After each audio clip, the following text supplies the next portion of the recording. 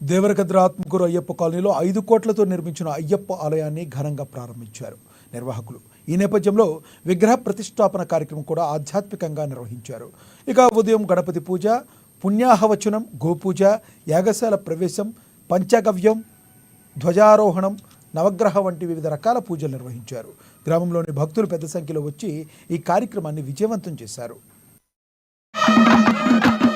గత 3 దశాబ్దాల నుంచి ఆత్మకూరు పట్టణంలో శ్రీ అయ్యప్ప స్వాములు గుడి నిర్మాణం చేయాలని ఎంతో ఆశతో ఉన్న సమయంలో గత 3 సంవత్సరాల కిందట మహాపడిపూజ కార్యక్రమంలో ఎం శ్రీధర్ గౌడ్ గారిని అదేవిధంగా ఆడి లక్ష్మీనారాయణ గారిని ఆ మహాపడిపూజ కార్యక్రమానికి ఇన్వైట్ చేయడం జరిగింది.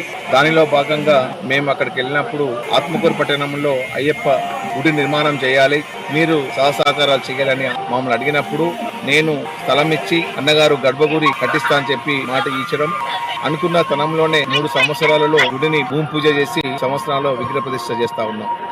ఇప్పటికీ 4,50,00,000 ఖర్చు పెట్టడం జరిగింది. ముఖ్యంగా 12, 13, 14 తేదీల్లో ఈ విగ్రహ ప్రతిష్ఠ కార్యక్రమాలు నిర్వహిస్తా ఉన్నాం. పూజ జరిగినాయి, ఈ రోజు పూజ చేస్తున్న, రేపు విగ్రహ ప్రతిష్ఠ